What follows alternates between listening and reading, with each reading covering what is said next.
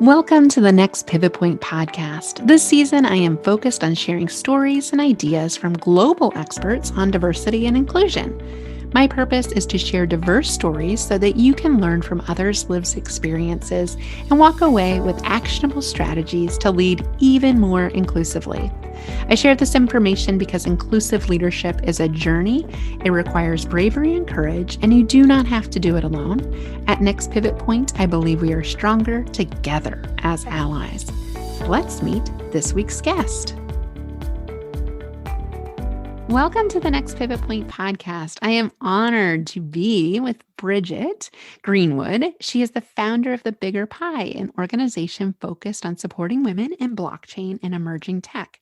As women represent less than 10% of those involved in this sector, we focus our efforts on supporting the incredibly talented and pioneering women in blockchain, which is also a hashtag. Bridget is a firm believer of having more women involved with the design, development, and deployment and decommissioning of tech solutions. She's worked with different actors in the blockchain economy since 2017, both retail-facing and servicing institutional clients. Gaining an insight into the marketplace, challenges, pitfalls, and regulation, and breadth of projects and businesses in this rapidly evolving space. Formerly the founding director of Financial Social Media UK, after being IFA and serving the financial industry since 2000, Bridget has attracted multiple industry awards. So I'm excited to have you on, Bridget. Welcome to the show. Thank you very much. It's a pleasure to be here. Well, we have so much ground to cover and talk about the importance of women in technology. I thought to kick us off, we've heard your backstory, how you arrived into this space. I'm curious, why blockchain? What is blockchain, and why does this matter for women in tech, especially? Oh, you mentioned that I have a background in the financial sector, and it was really fascinating to me when my friends were talking to me about Bitcoin, and I decided to learn a bit more about it. And Bitcoin effectively was born out of the 2008 financial global crisis that we had, where we have central parties, banks and institutions that are supposed to be looking after the way the financial system works, and were wholly responsible for the financial collapse that we had. And so Bitcoin was designed so that we could have a financial system that wasn't just reliant on those. It was trying to fix some of the problems that we were at risk when we were, at the behest of central organizations. And that's really where Bitcoin comes along. So it uses, I'd like to call it clever maths, to be able to provide a solution where you and I can choose to do an exchange. It's permissionless.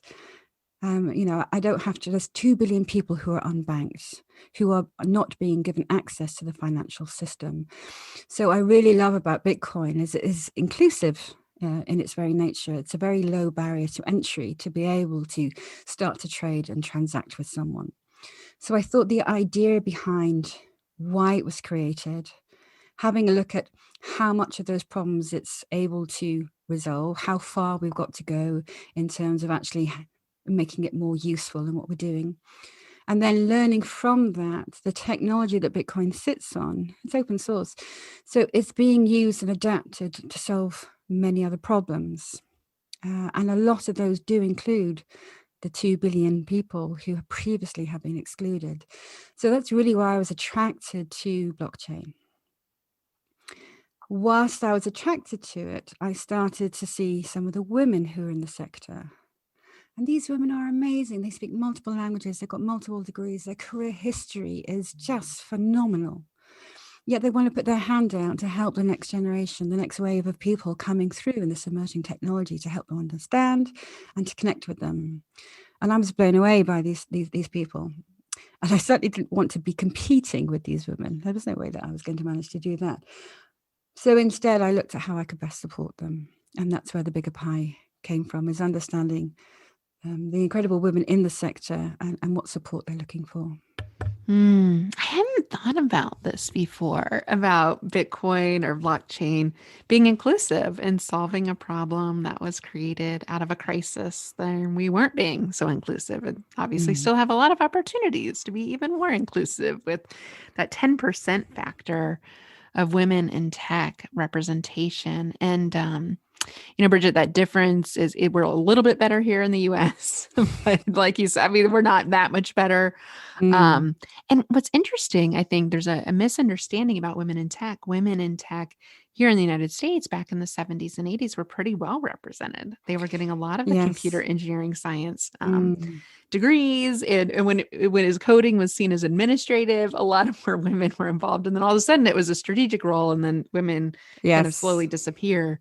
It's And fascinating. and It's hard. that's what happened in the crypto space as well. So it's Bitcoin relies on cryptography, hence crypto assets and crypto coin, and women were at the founding part of the cryptography. But as you say, it was suddenly deemed to be an important role, and the men should be having these positions. So, and I just want to say on the 10%, it's not women in tech within the UK; it's women in blockchain. Got it. We do have a slightly larger representation, but nowhere near close to the No, I think it's parity hovering we'd around like to see. 20% here in the Yeah. US. So it's marginal at best, but that is interesting when you focus on blockchain. It's lower, right? And how when women's voices were heard initially and now 10 years later, not so much. I'm curious, Bridget, like why is this a problem? You think about 10%, 20%, whatever percentages of women, it's clearly not enough. It's not equal. We're not even close to equal. What if nothing changes? Like why should we care about this? I think AI is helping us to understand why it's so important. If you follow any of the reports on that, because it's really exposing where the biases are.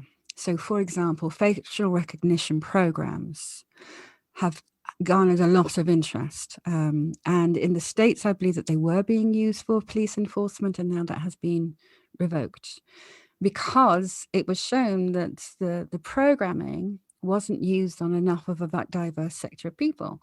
The people who were programming it were largely white men.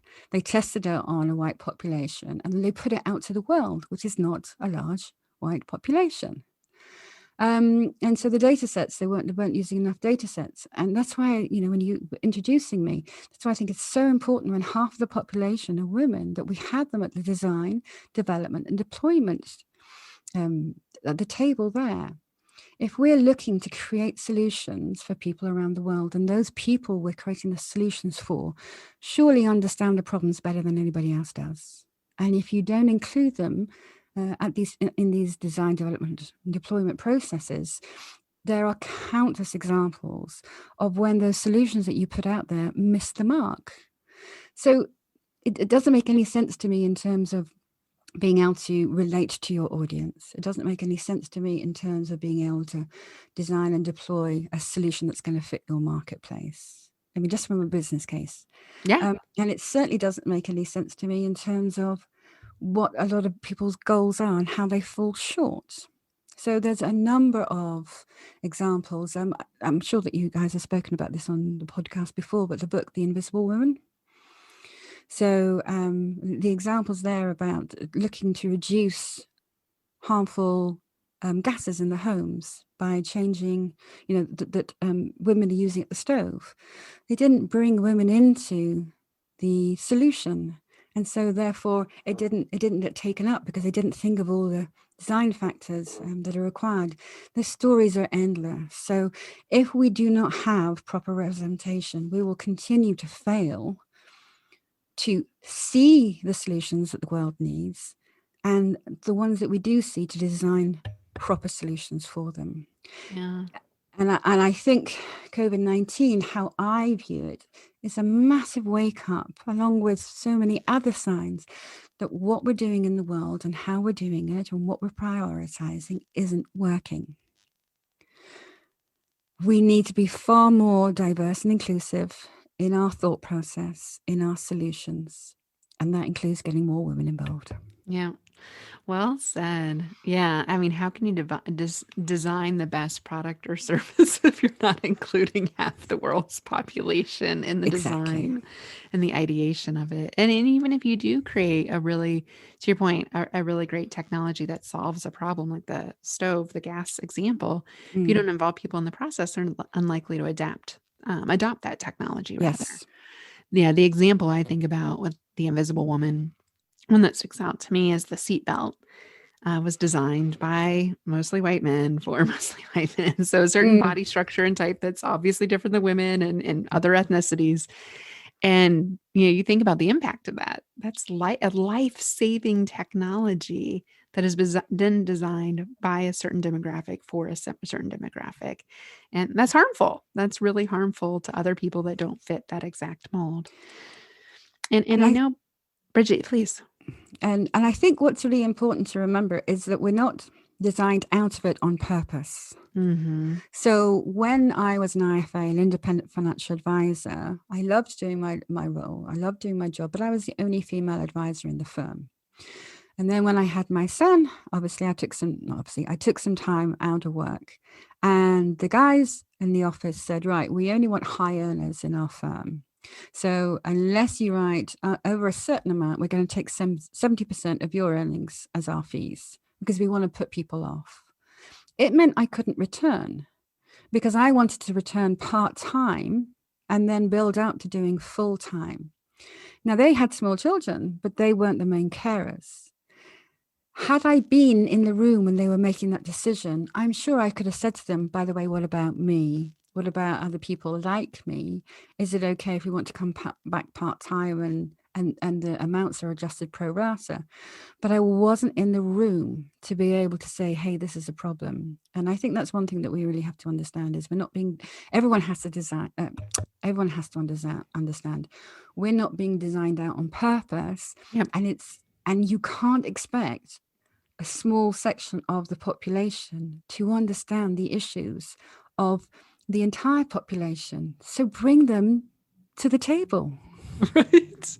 Right. It's unfair. I mean, yeah. And for men, we're not asking you to know what it's like to be a woman in the workplace. It's absolutely a lived experience. It's very different than yours. Now, can you empathize? Yes.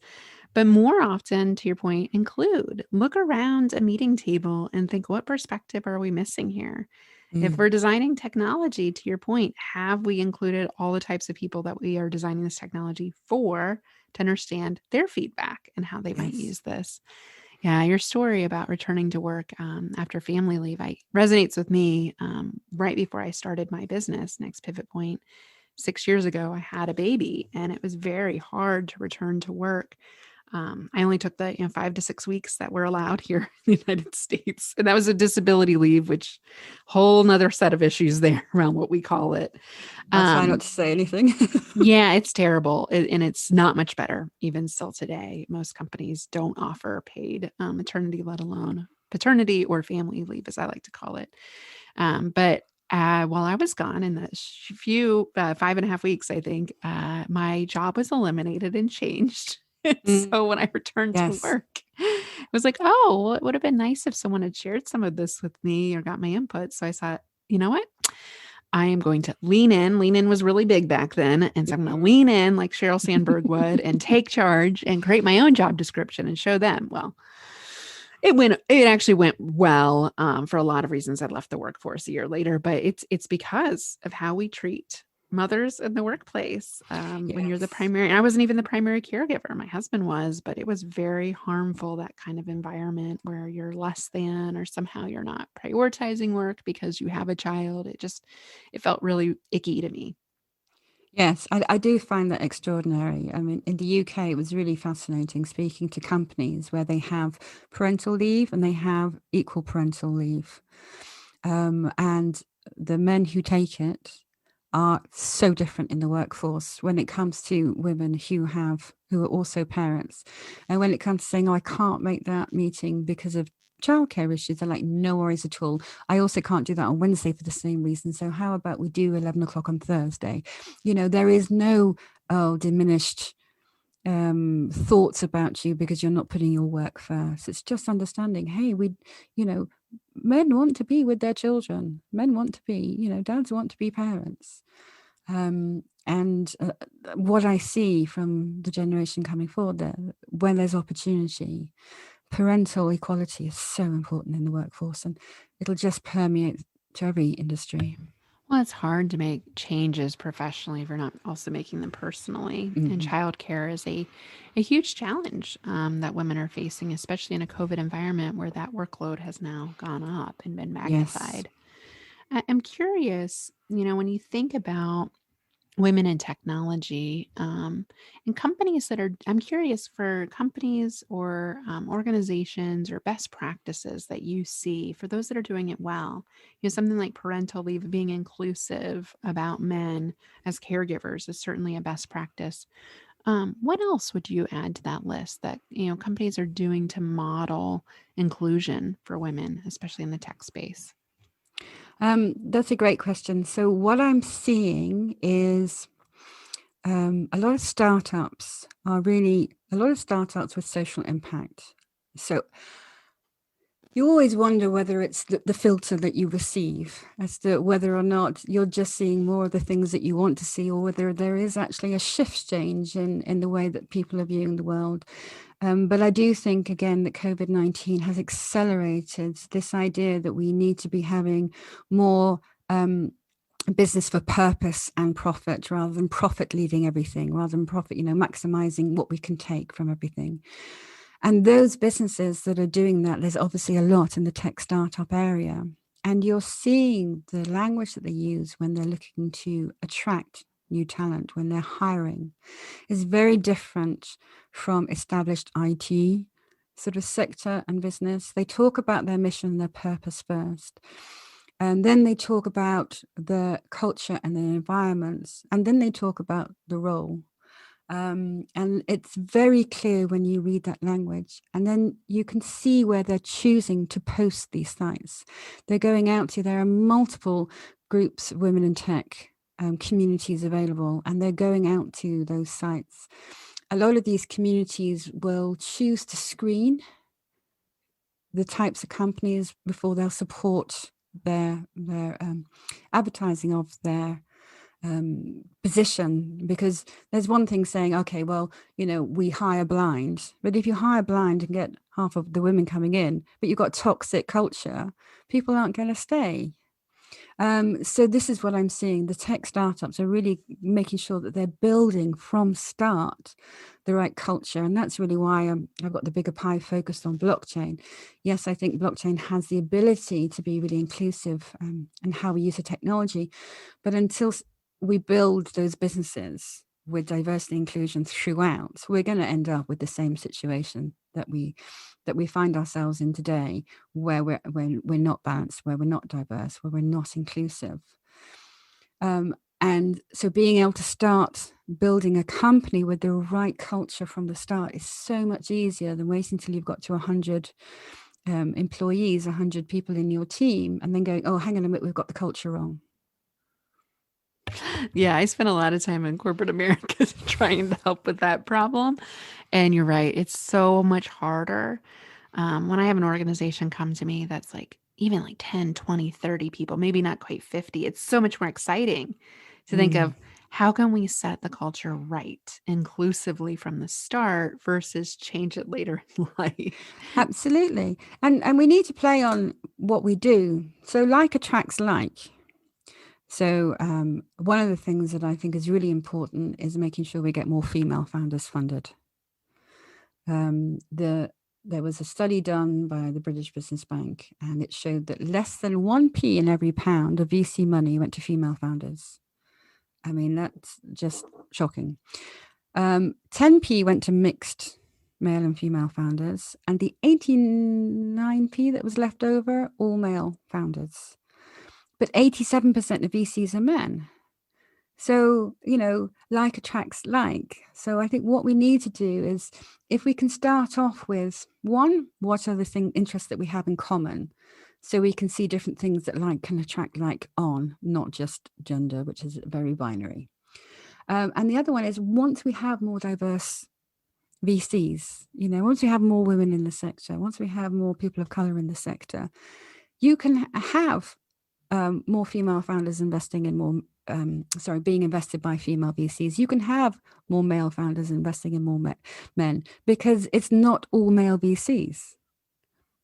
We don't really have to fight too hard once we get that parity to keep it, because, once the system is set there, it can attract who it wants. Yeah.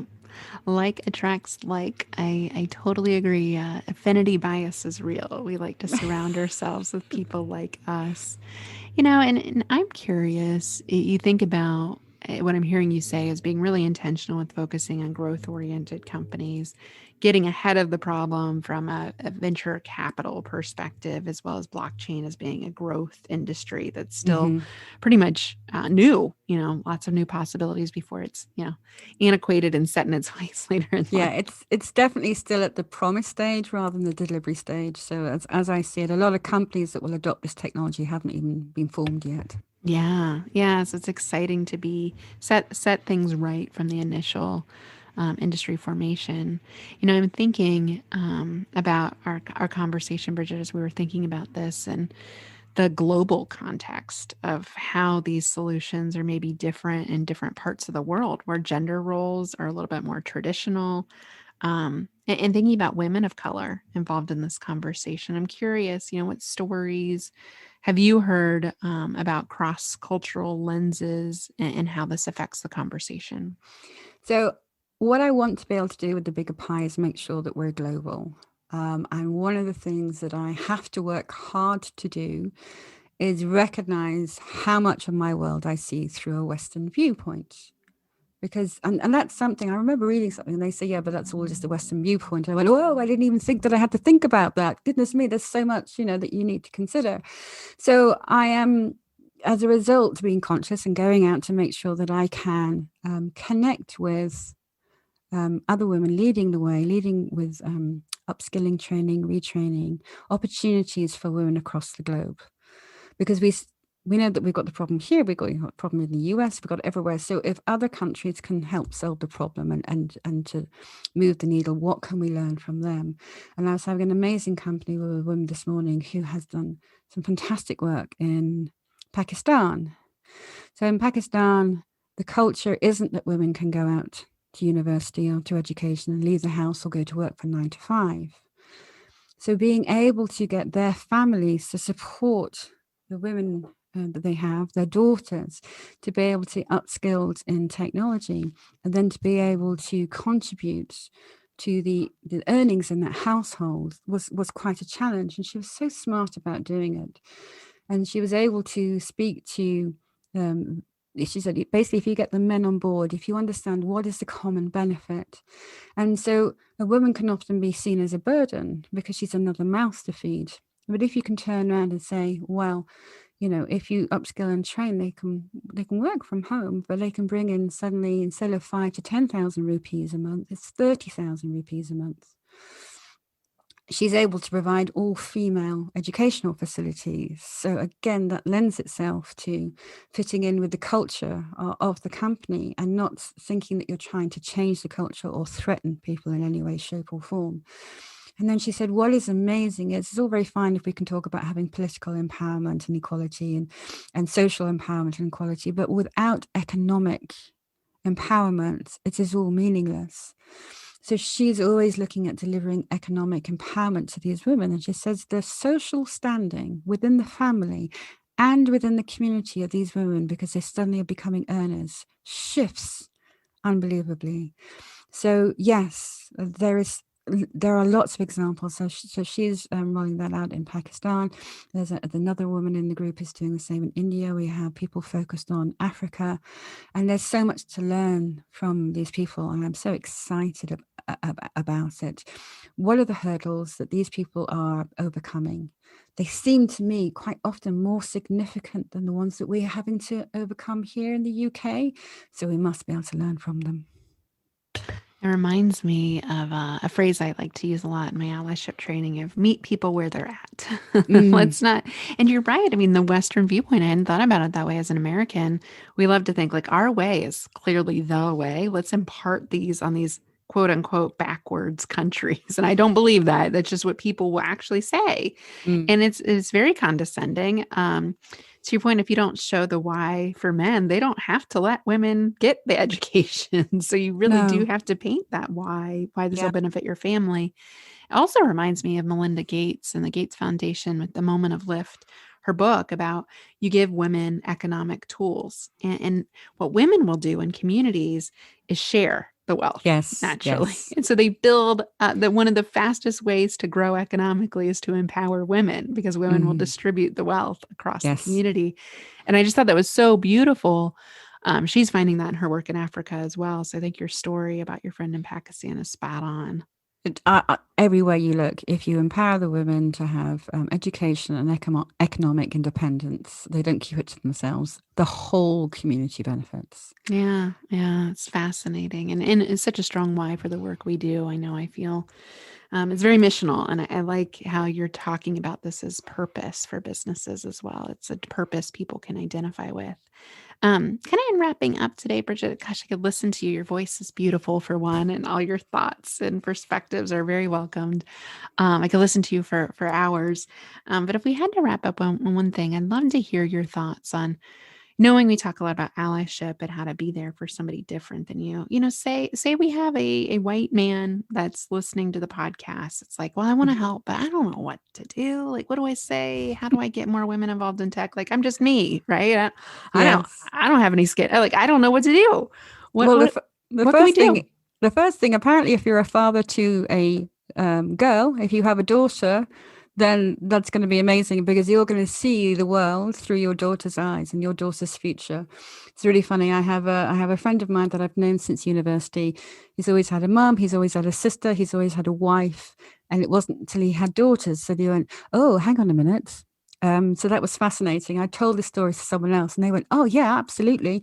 Top tip, female founders, if you're ever going to pitch to a male VC and they have a daughter, paint the picture so that he's thinking about his daughter and seeing his daughter in yourself. So that was really fascinating. But for me, what I like to do is understand how I can best be an ally. I can talk comfortably about what life is like through a gendered lens. I am female. I have that experience, as you say, that lived experience. I know I can't talk for all women, but I don't feel as though I have the opportunity to talk about what it is to be.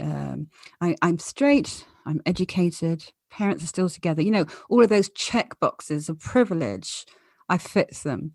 So it's understanding what is, but I have had my gender mean that I haven't been allowed to do certain things, and I have had my career particularly cut off at certain points because it's like, oh, well, that's an all-male team and they won't respect a woman. You know, nothing to do with my individuality or my experiences. So it's taking what it felt like for me when I was, through no fault of my own, how I was born. I was not being offered opportunities. And then when I hear other people talk about how, through no fault of their own, just by how they're born, they are being excluded even further, is really important. And I listened to the Red Table talk. I don't know if you've come across the Red Table talk. It's Jada Pinkett Smith and her daughter and her grandma, and they talk about many things, and they have a lot around race as well. And they were talking about how white women can be allies to black women. So I was really interested in hearing that. And they were talking about, well, you know, maybe a white man should set aside and allow a black woman to have the promotion or deliver the talk or do those sorts of things. And I thought, oh, ouch, that hurts. I'm here fighting to get my seat at the table. And now you're suggesting that I take my seat and I offer it to someone else. Oh, that actually hurts. Now, I'm not saying that I won't do it, and I'm not saying I don't understand it, but I had to recognize it hurt. There was, you know, I was like, there was a bit of fear there and a bit of why. I'm fighting really hard for this too. So if I felt that way, I'm sure that many men feel the same way. And I think we really need to recognize and understand that we can talk about the gender disparity as a broad, you know, faceless, but each man themselves is an individual still trying to do their best and provide for their best. So I think, yeah, wherever we can see something that we've experienced and try and give empathy to somebody else and see their viewpoint, I think that's the best that we can do. Well, that's so empathetic what you said. I'm like, ouch, that hurts. It That's my did. initial gut reaction. And be honest about that. It does. It feels sometimes like a zero-sum game. Someone has to win for someone to lose. And Yeah. I But I don't figure, believe, exactly, I don't right. believe that it is a zero-sum game. That's why it's called the bigger pie. Everything shows that the more diversity we have at the table, the more there is for everyone. Exactly. Exactly. And what a perfect way to wrap up promoting, tell us about the bigger pie. How can we follow? How can we support you? What can listeners do if they're interested to learn more? Oh, thank you very much. So it's thebiggerpie.io if you want to look us up online. You can email me at bridget@thebiggerpie.io, and you can find me on LinkedIn under Bridget Greenwood. So if you would like to know more about technology, especially when it comes to blockchain, if you would like to be able to connect with amazing leaders and learners who happen to be female, do let me know, especially if you're an event organizer, because you can't be what you can't see. So you want to see more women on stage, less manels and more panels, please. I love that term, manels, for all male panels listeners. There's too many of them. Yeah, unfortunately. If you would like to know more about anything that we've spoken about, please do get in touch. We're wonderful to hear from you. Well, it was so fun to spend time with you today, Bridget. Thanks for the work you're doing and for your powerful message today. Thank you.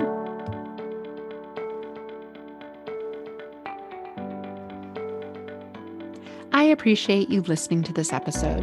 If you like this podcast, the best way you can be an ally is to write a review on iTunes, on Spotify, on Google, or wherever you listen to your podcasts. Every review helps other allies find us. I host this podcast because I believe we are stronger together as allies.